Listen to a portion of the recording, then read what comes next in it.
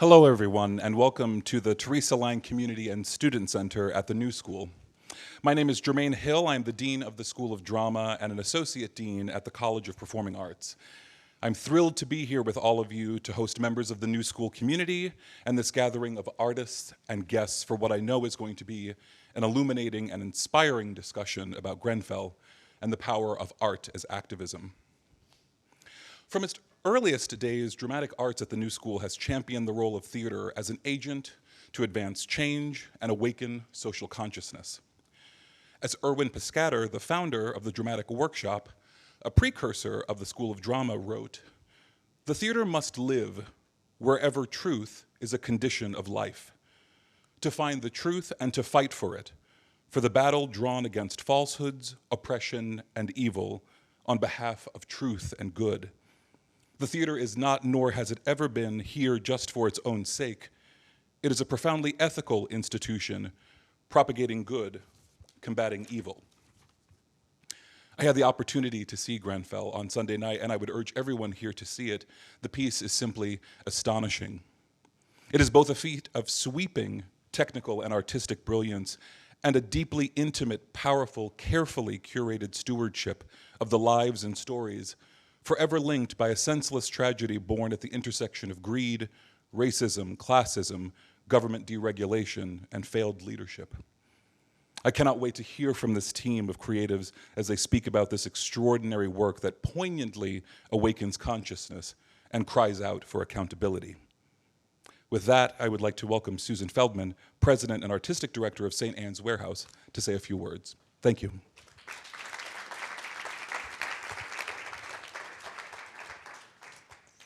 Thank you. I just want to say thank you to Jermaine and to the New School for hosting this illustrious panel and being able to invite you to have this conversation with the creators of Grenfell, in the words of survivors.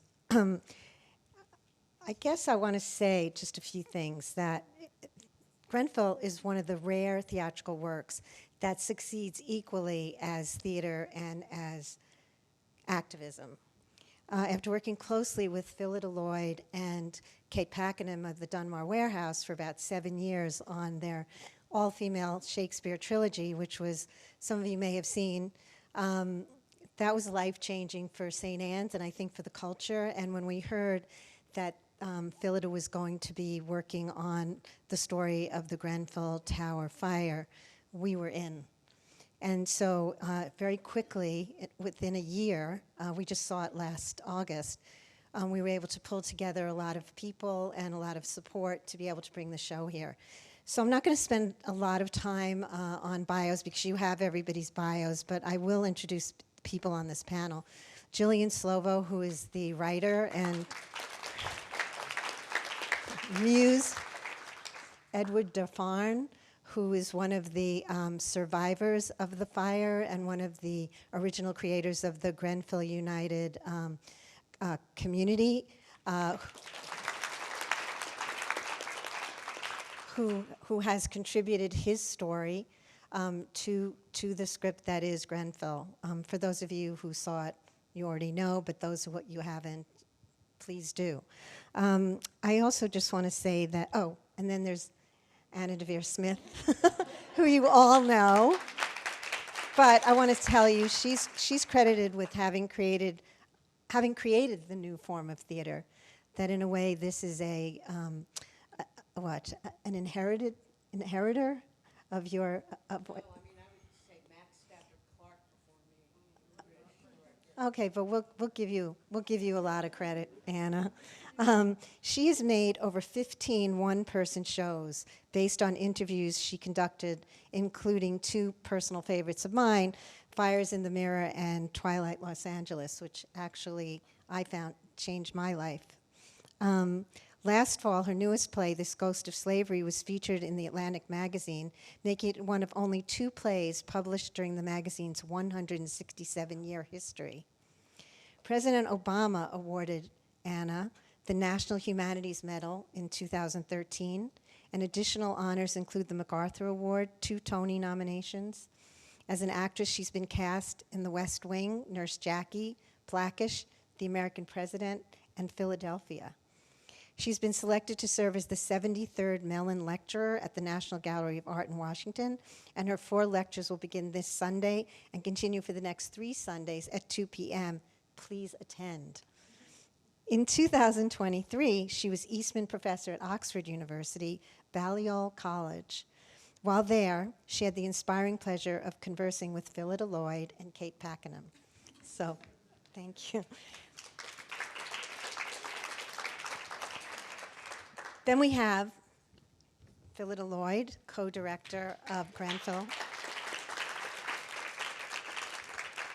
and Anthony Simpson-Pike, co-director of Grenfell. I leave it to you.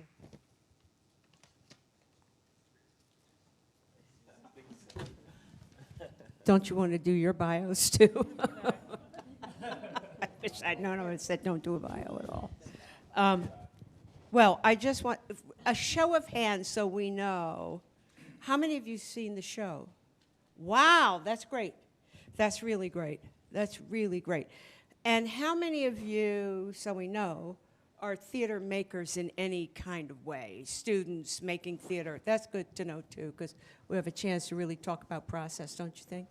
Well, I don't know about the rest of you, but I have to say that when I left the first preview, I just felt like my heart chakra had opened.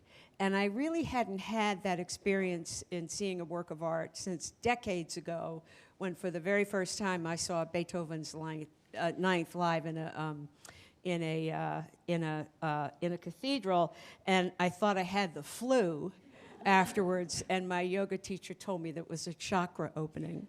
And so that's what happened at the end of this exquisite, exquisite experience, which on so many levels teaches us about where we can go as artists and how we can take empathy and reality and do something with our art. And I have a sense that if you're here, you want to know about that too. And so I thought that we should start with Ed and to tell us, first of all, what is the true story? So give us all that. What is the true story? So it's great to see that so many hands go up, and so many of you will have seen the play, and so many of you will have actually know probably most of the story, because Gillian captures the heart and essence really of, you know, it's a story of like greed and corporate greed above the value of human life. That's what Grenfell's about. And Grenfell happened in England. It happened in a working class area of London called North Kensington. But the company that built the rain screen cladding is one state away from here in Pennsylvania, and they're called Arconic. And subsequent to the fire, they have shown no remorse, no contrition, taken no responsibility. So please remember that, Arconic. So I'll very briefly just tell you the brief potted history of Grenfell. So, and if I use words that you're not familiar with, you'll just have to pardon me, but local authority is council. So that's the people that regionally have responsibility for our housing. And in the 1960s, there was a lot of slum clearance in North Kensington, and the local authority were quite, I'd say sort of like, they were kind of like, they were coming to do a good thing for us. They were clearing the slums and they were building social housing. And they did that in quite a good way. But around the beginning of 2000s, what the council began to understand is that land that we were living on in central London was worth an awful lot of money. And they had a load of working class people living there, and their attitude towards people living in social housing changed. And we began to be treated in a very bad way by those people in authority. We weren't respected. We weren't, you know, treated with humanity, and living in social housing was quite a difficult thing, because what they would do is, instead of valuing us and our residential amenity and our homes, they spent their time running our estates down into the ground.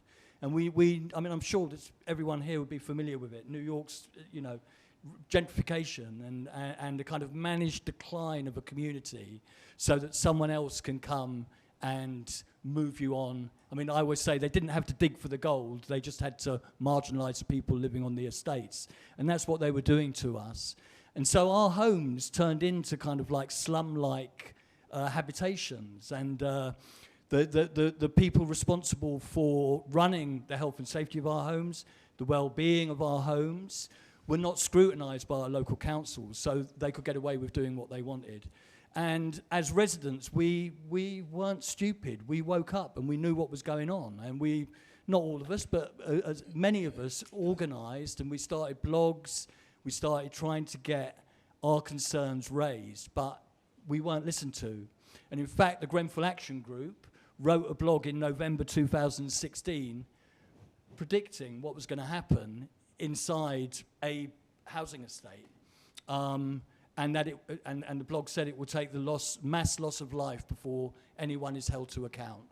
And very tragically, in June 2017, a fire took place in Grenfell Tower. 72 people lost their lives, 18 children were killed. I'll describe it as a tragedy in 3 acts. The way that we were treated before the fire, and I've just alluded to some of that there about not being respected. If you raised your voice, they would come and kind of try and stamp on you, call you a rebel, say that you were violent, that you couldn't be reasoned with, really just like making life really difficult. The middle act was what happened on the night of the fire, this like extreme violence perpetrated against our community that took 72 lives. And the third act, and I sometimes don't know which one was the worst, is that we were just literally abandoned after the fire and left to stand in the streets. In the 6th richest country in the world, in the 21st century, they just left us on the streets to fend for ourselves. And if it hadn't been for our community coming to save us, I don't know what would have happened. And then the rest is like 6.5 years of fighting for justice, trying to hold those companies to account, trying to hold the deregulation of the government to account. And and that's where we are to today. And why did you, what caused you to step into this sort of theater space with Phyllida and Anthony and with Gillian? What caused you to do that? So straight after the fire, David Joseph from Universal Music offered we'd formed a group of bereaved and survivors called Grenfell United, and about 3 weeks after the fire, he offered us an office in his building just up the road in Kensington High Street.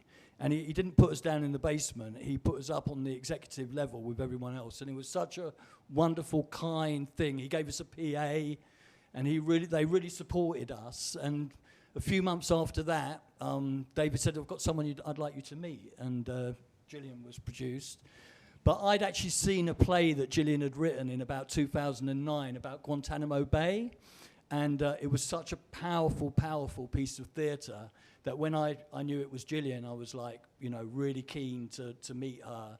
And I was able to tell other committee members of Grenfell United, look, this is someone that we should, think about engaging with. And that's how we met. And I'm going to ask Gillian immediately, but a big question, why did you trust these people with life and death tragedy? Why'd you trust them? So part of it came from having seen Guantanamo and knowing with that subject matter how it had been handled. The rest of it, I mean, I can only speak for myself because it's very individual, like I had that relationship. But, Gillian and subsequently Phyllida and Anthony, have worked very, very hard to gain the trust. We were, after the fire, we were a very, very traumatized community, and communities don't after something terrible, whether the New Orleans hurricane, but you just people don't you don't automatically all come together marching for justice. It's like communities can get very fractured, and then you have people coming in with like money, and then people's heads get turned, and so any trust is hard earned. And I have to say that I'm a great believer that art and theatre and documentaries, art installations. You know, they tell us, they're a way of telling our story, and they're a really important way, because we had a tsunami of journalists turning up in the few days after the fire. We had like good coverage on the first year anniversary, but Grenfell kind of drops off the public consciousness, and without plays like this, without other documentaries, you know, Grenfell will disappear. So I recognize how important it is that we use art as a way of, you know, like activism, of keeping Grenfell in the public consciousness. And that I think that place, I think the Grenfell play certainly does that. So you really served as a very important liaison, because you had already seen a work of art that struck you. And it will be very important for us all, for everybody to hear from all of you about this matter of trust, because I think for anybody in this audience who's interested in activism, the matter of trust is no small thing. Trust is earned, right? How did you earn the trust? But let's start, Gillian, with you, just to talk about the creative process of setting out to do a verbatim play. Well, I started to think sort of almost immediately after the fire at Grenfell. I thought this should be in the public eye, and it should be in the theatre, because I have done verbatim before, but it needs, and it has to be verbatim, because one of the things that many of the people after the fire said is that everybody talked about them and nobody actually listened to what they said afterwards, but more importantly also, nobody had listened to what they said beforehand. So I knew it had to be verbatim. And I also thought this, actually, the fire at Grenfell is about the state of our British nation. That the whole thing that led up to what caused that fire, the whole way that ordinary people's voices are not listened to, was what took so many lives away. And that really the National Theatre should be putting this on, central to its programming. So I went to Rufus Norris of the National Theatre and suggested that we do this as a verbatim, and he commissioned that.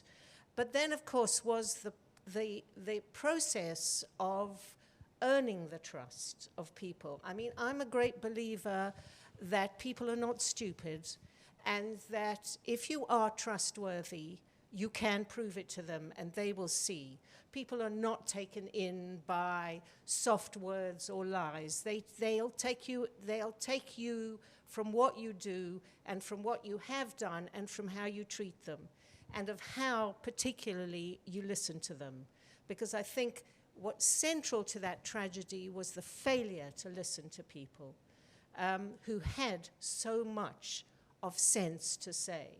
So meeting Ed was the beginning to gain the trust of that community, and of beginning to start framing a play. So you went and met Ed, basically. Yep. So the first matter of trust had to start with you and Ed.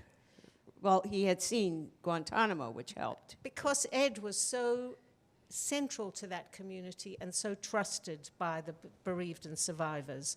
And so, in a way, if he was prepared to talk to me, he could then say to other people, you know, maybe you should talk to them. So actually, I think the first interview we ever did was with Natasha Alcock, who's also in the play, and who is the chair of Grenfell United, which is the organization of the bereaved and survivors. She was prepared to talk to us because I think Ed told her that that's an all right person to talk to. By the time that I actually sat down to write the play, I'd actually talked to around 80 people, I think. Not just survivors and bereaved from the tower, but I did talk to some of the people from some of the authorities, some of the politicians, and many people from the community that were deeply affected by the fire. You know, not only were the people, I mean, people stood outside that burning building and saw what was happening and had to witness this absolute devastation and this tragedy, and saw what happened afterwards, which is why Ed talks about it was the community that rescued us, because people came out of that tower and there was no authority, nobody from central government, nobody from local government to actually say, you know, now we have to look after you. This is where you should go.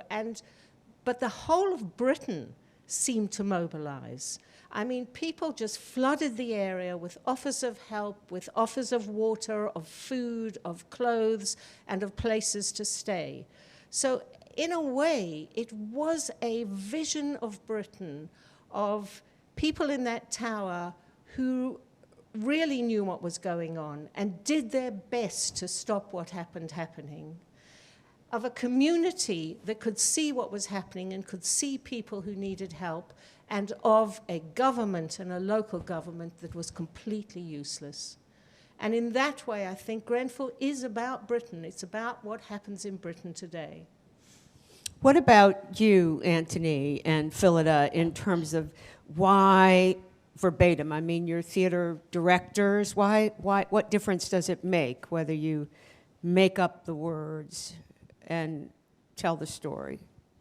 Yeah, I think that's a really good question, and I think it goes to your last question about trust as well, because I think trust is about agency and mutuality as well. And, you know, the title of the play is Grenfell and the Words of Survivors.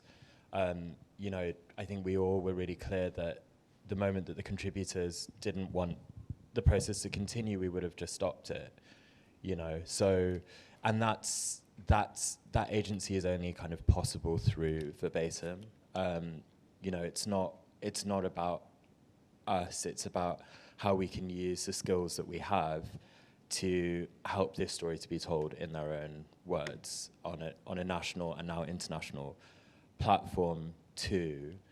And just to go to what you were saying, Gillian, about kind of Grenfell is the story of Britain. It also feels like the story of America and other places too, where hypercapitalism is, you know, putting profits before anything else. And as Ed said, you know, Arconic is just one state over.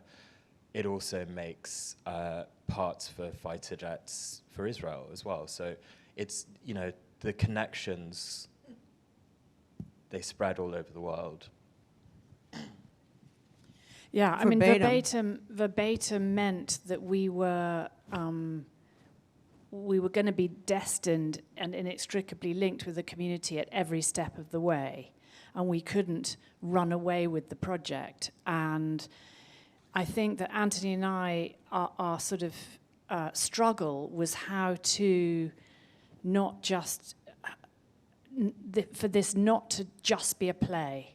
We were working in a big institution of the National Theatre that was producing many productions a year, and we went in determined to try to carry the community with us and in some way use the project as something of a Trojan horse to create opportunity for people in the National Theatre, people who would never have otherwise perhaps worked there, to go out into the North Kensington community and ask people, not, you know, tell them what we were going to do with them, but ask them what they wanted and what we could do and how could we get the National to help us to make those resources available. And this was a huge ask of the theatre, and we were very embattled over a number of years. We got huge support, but we were also asking to work in a way that just was really counter to the sort of fluidity of the system of the theatre. Let's unpack that a little bit, because I think that many of the people here who raise their hands, who are making theater in America, know that our nonprofit, you call it charity institutions, but our nonprofit institutions are in jeopardy. So that's a bad thing. Theaters are closing, but it's a good thing because we can try to make theaters that are truly porous in their communities, although for the last 3 decades, that's what American theater leaders have been saying, but it's not true. And I would love to know how you managed to try to work inside that charity organization, its limitations, its promise, when you were embattled, and I'm sure they felt embattled by you, how you negotiated the different expectations. I mean, one fundamental thing is that a charitable organisation is not allowed to be a campaigning organisation. But we were unashamedly, this was an activist project, so right from the beginning there was a dichotomy there and a fear of the legal repercussions of what we were doing, notwithstanding that everything you saw on stage from the public inquiry was already in the public domain. I mean, I think we were taught, the National Theatre is a huge institution. It has 3 theatres. It's in the centre of London, and it has a fantastic education department. But I think what we noticed when we started is the education department is doing all sorts of work with communities, doing all sorts of work getting people into the theatre who wouldn't normally go, but they don't usually ally it to a production. And I think that was what was different for us, is that, you know, I think the Phyllida and Anthony were only prepared to work on this production if we could give something back to the North Kensington community. And so what happened was the education department then turned the spotlight on that bit of London and started then to make sure that that community benefited from their education department in a way that I'm not sure that they had done before. I'm not sure that they had joined a production to community work in the same way that ours did. And in addition, they gave a lot of free tickets to people from the community. And so we actually had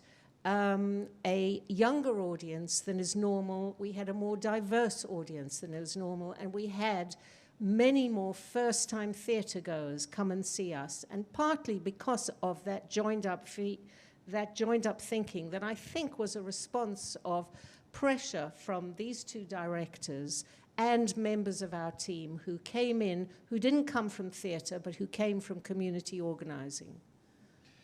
Yeah, that's a really good summary, and there was some quite specific practical things. I mean, the interesting dichotomy is that only the National could have done the project in the way that we wanted to do the project, but also the National is such a big bureaucracy, because it's the National Theatre and because there's so many kind of departments, and you know that it's less kind of fleet of foot as another smaller theatre might be. But yeah, I mean, it goes back to this thing of mutuality. We were really aware that lots of people in North Kensington may not want to come and see the show because they'd experienced it. You know, it wasn't something that they'd want to put themselves through necessarily. And so how then do you keep engaging with North Kensington and the residents? And so we went and met, I think, 14 partner organizations in the area and asked what could we usefully do as the National Theatre. This is kind of what the National can offer, what is helpful in that way. And now let me just quickly ask, did you and Phyllida do that, or is there another job for somebody? Because part of this is like how we think about these structures of who's doing the work. So who did that? We did that with someone from the learning department because, you know, the sort of principle that underlied everything was of porousness. So, you know, I think a good example is also, you've seen the Green Hearts, if you've seen the production, and we went and made those with the actual workshop that makes them for all of the silent marches, and made some that would just go back into the silent marches, and took some for the production, and then maybe they'll go back again after this production is over. And so we just were wondering about all the ways in which North Kensington could be as porously involved in what the National was doing, and it could go both ways as well. Well, the reason I'm just bringing up the who is because my experience in the American theater is that we underestimate how expensive it is to involve ourselves with the community, and we don't really understand the different types of talent that are needed, right? So, I mean, you know, it's not, right, it doesn't just happen because you invite people in for coffee or something, right? I mean, we were not Anthony and I were not able to sustain the sort of daily. At first, we were on the street week after week trying to find these ideal community partners, and then we had to hand over a lot of that work to the learning department. And it was expensive. Yeah, it was expensive. Very expensive. And also, it was also based on the fact that when you talk about a community, you're not necessarily talking about a homogenous community. People are different in communities. They have different needs. We had good guides. We had guides in Grenfell United, which is the organization, the biggest organization of the bereaved and survivors, who helped us all along with advice. They would never give us the seal of official approval out there, but they helped us sort of negotiate what that community is. And that, I think, made a difference to how the National also did it. But also, I'm just looking at your bio, and you're a mental health social worker, right, in addition to being a community activist. So one thing I'd love to know is what y'all learned from Ed, and the fact of Ed being this particular catalog of talents, having these variety of talents that not every collaborator would necessarily have. It could be there's something very unique about Ed. So I learned courage from Ed. I was about to say. Say more about that. I learned that Ed is a person who stood up for what he believed and who continues to stand up for what he believed. And at times when there were people in the community who were saying, why are these people taking our story and putting it on a stage? It's our story.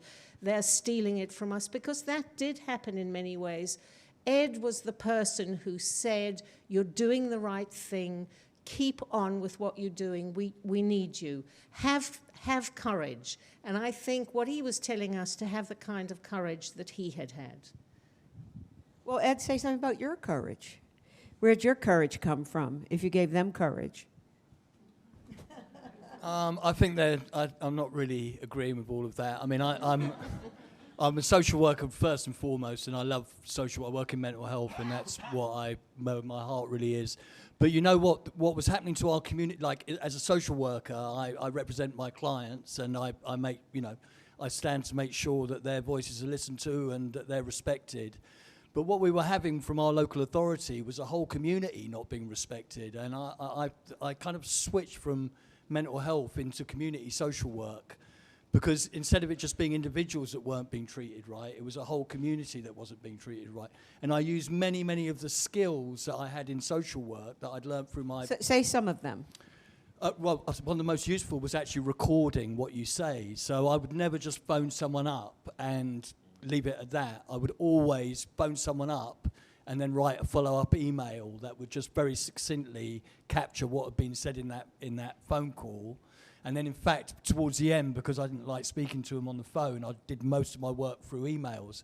But what was important about that is when it came to the public inquiry, there wasn't like a load of like fictitious or, unrecorded phone calls.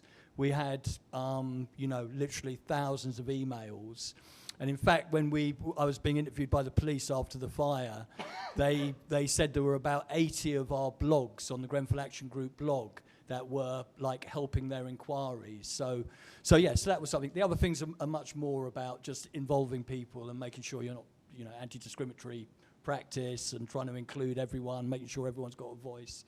So it was, but we listen. I think that it's very difficult to come together after a tragedy, and I'm so proud of what Grenfell United has achieved, and we've got 11 committee members, we've got an amazing chair, and we're stepping back a little bit now because we have a responsibility to get on with our own lives. But our aim is to fight for, we've got 3 aims: to obtain the truth about what happened, to try and instigate some change to make sure that it doesn't happen again, and then the third and probably the most important for most of us is to see the criminals that caused Grenfell behind bars, or at least charged with the crimes that they committed against our community. Well, I'm going to... Could I just add something Yeah, quick to sure, that? go ahead. Which is that, I was going to say the same thing, exactly, that we learnt courage from Ed, and we also learnt courage from A lot of the other people that we spoke to, I think it's important to say that we established an advisory council as well, which was made up of some former residents, some members of the community, and we had a community liaison lead called Ruba Ahmed, who had been organising with Grenfell United before that point as well. So, all combined, I think it was the most meaningful work that we've ever done, and we learned a lot. I'm going to let the audience ask a couple questions so we can just see sort of where they are with it. And I know a lot of people came in here with questions. I was saying upstairs when we met that one of my least favorite questions is, what's the takeaway? And I always say, well, everybody's bringing something. So let's first think of what people are bringing. I know you all are, many of you who saw the show might have questions. So just pop right on up. And how about you, sir? And then you, ma'am.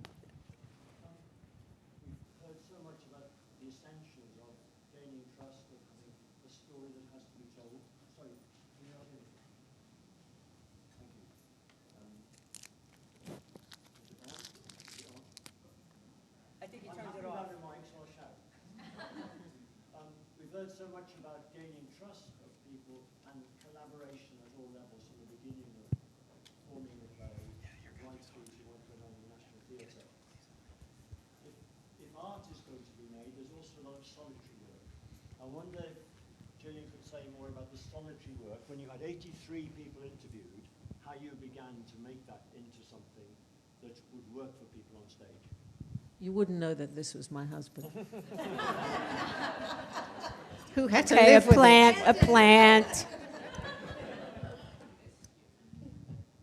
Yeah, I mean, I've done quite a few verbatim before, and I do tend to interview very widely in the beginning, and part of that is because I really need to understand the dimensions of what I'm working on. And I know that many of the people that I'm interviewing their words will never be represented in the play, just because you can't put 80 people on a stage, or maybe Anna can, but, but so what I think my limit was 52. All right, well, there you go. So that I just had to absorb what people told me and begin to understand what the dimensions of this play could be and how to do it within a sittable theatre experience, because the material I had could have gone on for hours and hours and hours, and what I did is I sort of understand what I have learned, which I think an audience could also share in learning, and I choose who I'm going to put in the play from my understanding. But at the same time, for this particular one, we had two directors who came on very early in the writing process, relatively early in the writing process. I think, Phyllida, when did you start? In 2019. Right, so I started in 2018, and then Anthony came in. I thought it was 2020. So we have all been working on this collectively for quite a number of years. And that process of discussing how we can do this and how we can best share it with an audience also really helped me shape how the play should be. And in fact, the play is in 2 acts with a filmed section at the end. And it was originally going to be based on Ed's A Tragedy in 3 acts, with a 3rd act which would be about the failure of the state at the end. But by the time we actually realized that we got people's stories out of the tower, I think the audience would be too exhausted to then go into that 3rd act. And the film was a result of collaboration between all of us. And the play, as can happen, changed quite a lot with the directors. And then, of course, if you're doing verbatim, the actors have access to the original interviews, and they come up and say, you know that, when they said that, don't you think you should put that in? And sometimes they are wrong, and sometimes they are right. So that changed that as well. Any other question? I saw a question over here. Yes? Really simple question. How many people were in the tower to begin with? How many people were what? In the tower to begin with? How many? So I think it was 20 stories high, 6 flats per floor. I think on the night, 220 people got out of the tower and 72 people didn't. So that was the figures of how many people were in there. Yes. I'd like to thank you for creating such a powerful piece of theatre.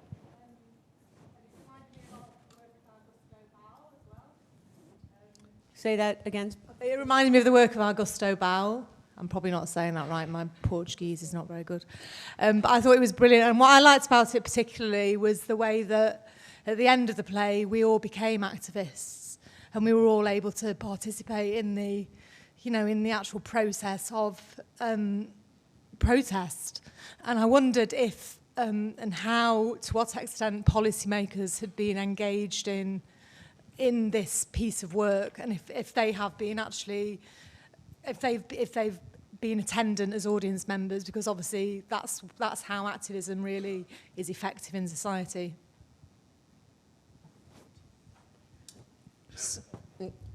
So Michael Gove, who's Secretary of State, definitely attended to see the play. I think many of the local council leaders attended the play. I think there's a plan to show the film of the play in Parliament to put on a show there. We were thinking about what actually brings change, and like we were fighting for change. We were fighting to have our concerns and our, we had concerns about the health and safety of our landlord. We weren't listened to. It took 72 people dying. It took a tragedy for us to be listened to, and yet still 6.5 years later on, so little has changed. There are still thousands and thousands of buildings in the UK covered in exactly the same cladding as Grenfell. So tonight, people are going to sleep in exactly the same buildings as Grenfell. We've had to work so hard to get changes to policy around how people in social housing are treated, how landlords are inspected, how complaints are handled, how people that work in social housing have a qualification because they don't need a qualification at the current time. So there's a social housing regulation bill that's just gone through Parliament that it's not perfect, but it should improve things for people that live in social housing a little bit. But in answer to it, it's been a real struggle. I mean, we've had 4 prime ministers, 7 secretaries of state. I lost count of how many housing ministers we've had. So you literally, you meet a new minister, and then the next time you turn up for the meeting, it's like someone else is sitting in his desk or her desk. So that has been, I walk past Parliament, and I get this sense of anger in the UK because it's like a fraud. It's like, people think this is where they do work and make laws, but actually they're so incompetent, they're not even capable of making laws, and it just feels like a fraud. Well, I will say that I started clapping immediately when someone in the film said, the system's not broken. This is what it's intended to do. And, so here in America, and Gillian, you were mentioning the presence of Black Lives Matter after in 2020 when George Floyd was murdered. We use this word all the time here, systemic racism, but I think, what have you learned about what it takes to get at that system? The system's not broken. It was intended to be this way. What have you learned about that in this experience? Well, I was just going to ask, in terms of recommendations, I wondered if you could talk briefly about PEEPs as well. So we had a public inquiry. The first report of the public inquiry came out in 2019. So this is like they spent millions and millions of pounds looking at what happened at Grenfell with a judge and QCs and the fire service and those people involved being interviewed, and they made a series of recommendations. One of the recommendations was around how disabled people are evacuated from high-rise buildings, and straight away the judge made a recommendation that every landlord needed to compile a plan, a personal emergency evacuation plan, a PEEP, to evacuate disabled people out of tall buildings. To this day, 6.5 years later on, that recommendation has not been fulfilled by the government. So, yeah, and we're about to have phase 2 of the public inquiry report. That will make further recommendations. But the fact that the recommendations from phase 1 of the public inquiry have not been carried out, it's just like, so like something terrible happens like Grenfell, and kind of one way of sort of coping with that is to fight for justice. But then you're confronted with the kind of like, inability of lawmakers to, even pass the recommendations that have been made. Do you think it's just an inability? Why are they not able? I mean, what's as artists? What did you, from getting under it this way? What did you find out? Supposedly we can. It's money, isn't it? It's about that to take responsibility for that would require the rebuilding of a huge number of buildings. They just won't spend the money on it. But it's also about prioritizing landlords' needs over tenants' needs. It's about prioritizing money in the society. It's about the people who have property are considered more important than the people who are paying a huge amount to them to live in those properties. And I don't know, Ed, whether this is a question that you will welcome or not, but I wonder whether you think that the public inquiry has in a way prevented people being brought to justice because it has taken so long. I mean, that's a very good question, and you can talk to like 6 different people, and 6 different people will give you a different answer to that.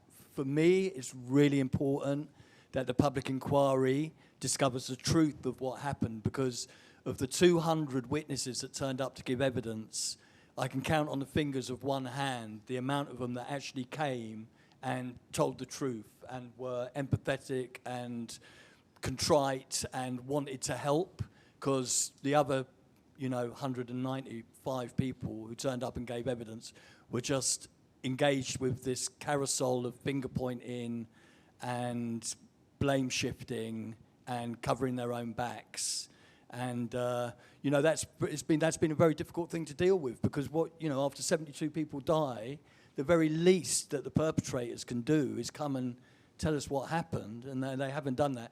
And I'm quite convinced that we will get I think that the judge and the legal teams that were conducting the inquiry started off very much in the middle of and I'm not I'm sure that they will always be fair, but I think that they were, and I think by the end of it, they were just angry at the fact that these corporates were coming up and taking no responsibility for what they did. So I think, going again, Arconic, Kingspan, these companies that put their own profits above human lives are going to be absolutely ravaged when the public inquiry comes out. And that's the element of truth that's important. So the truth will have an effect. Right. It will. One of the effects of truth is that the people that have taken no responsibility for what they've done will be called out, and for some people that doesn't matter, because all that matters to a lot of people is criminal prosecutions. We've waited 6.5 years. There hasn't been a single charge against a single corporate entity or corporate individual for what happened at Grenfell. We're waiting for phase 2 report to come out. It's going to take a further year after that comes out before any charges are brought by the Crown Prosecution Service. So we're looking at the thick end of almost 10 years before anyone is charged for what happened at Grenfell. And 10 years is a long time to wait.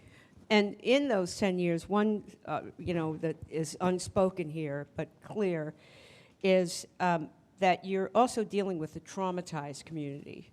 and I wonder if you would say something about how did you work with the fact that people were traumatized and people came to see it who were traumatized? Yeah, I think one of the things we've taken away from this is that it is possible with activist art to hold one community for which you want repair and healing and for them to be heard, and another part of the community who you want to outrage, who you want to afflict with this story. And it was something that Anthony and I were constantly debating, because we were at every aesthetic choice, do we create sound effects that are triggering for the community, but my God, our National Theatre audience need to hear this, need to be triggered.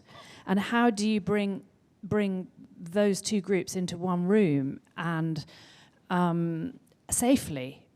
So that was part of the quest, and I think that we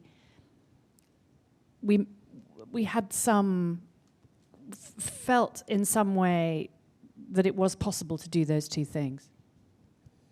Yeah, exactly. I think, well-being was really at the heart of the practice, and so that was on the level of aesthetic choices, as Phyllida just talked about, even down to the level of design. So there are so many aisles because we wanted to make it easy for people to get out if they wanted to and come back.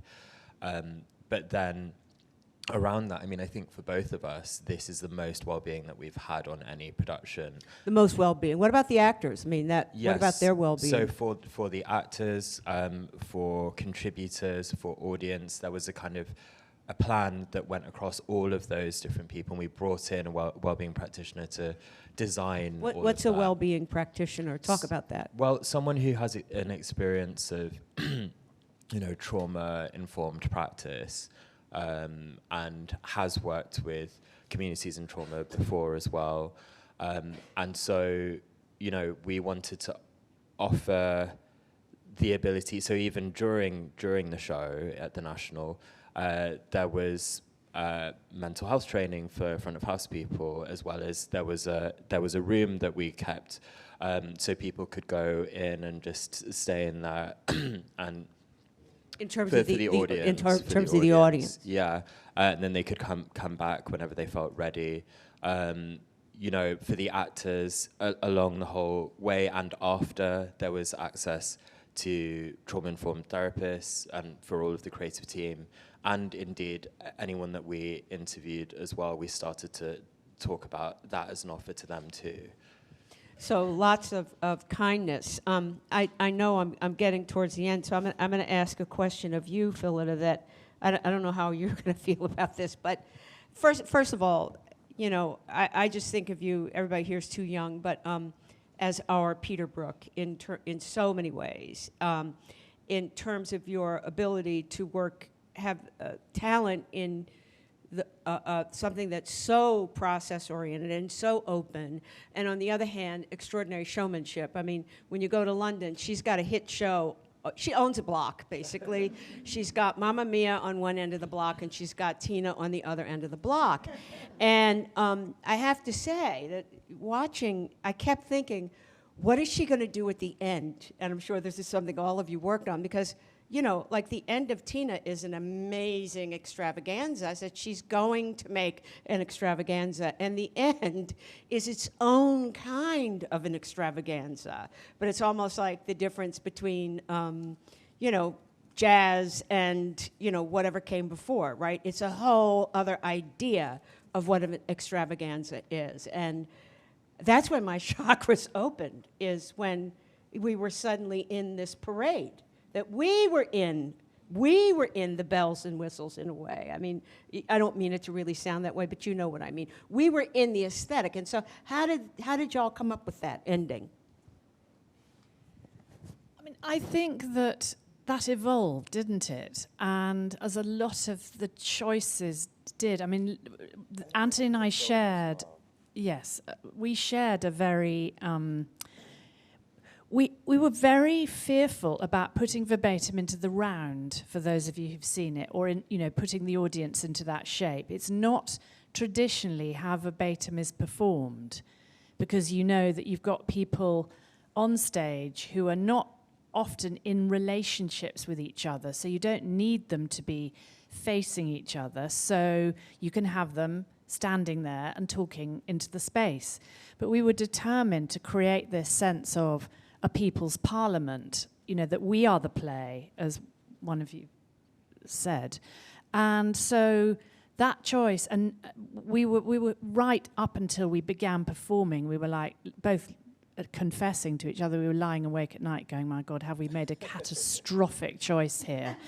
But the decision to, theatricality was at the heart of what we were doing, everything. I mean, we both like minimalism, just using when we finally, we'd met Turafat, who was the person who tells us about the box, the one box that they got given after the fire with their possessions in it, and that she had hers under the table but had never opened it. When we went to meet her and interview her, we came away and somehow the box was there. It had to be there on the stage. We didn't know how we were going to use it, but the aesthetics it was all about just hearing the voices, the actors in the space, and enjoying them multi-rolling, the theatricality of that. Somebody who came on who you thought was Ethiopian, entirely, remarkably, obviously could only be Ethiopian, was then suddenly standing there cross-questioning a witness at the public inquiry, and you had that disturbance of, okay, this is all illusion, actually, what's going on. So the theatre of it was really important to us. Yeah. And I think we also, we kind of made a manifesto with the actors as well, of what we were trying to do. And one of the questions we had is, how do you form a community over the course of 2 hours? And so that was a really anchoring question, because it felt that community was so much what this was about, and that helped us to decide, okay, well, we need to be able to see each other, we need to be able to walk out together, we need to be able to be activated somehow, so that we don't sit in, this was a tragedy that I can do nothing about, but actually you are a citizen and you can see all of the other citizens in the room with you right now. So go out of the theatre. Well, Susan, is there a way people can send further questions to the theatre, to St. Anne's? So how do they do that? They can send it to info at St. Anne's Warehouse. I encourage you. .org. Info at St. Anne's Warehouse.org. Ed, thank you so much for trusting the theater as a place to continue this very important quest that you have.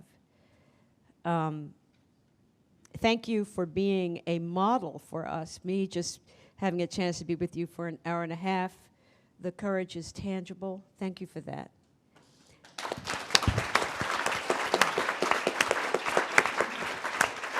And thank you, Anthony and Phyllida and Gillian, for an exceptional, exquisite, and memorable evening in the theater.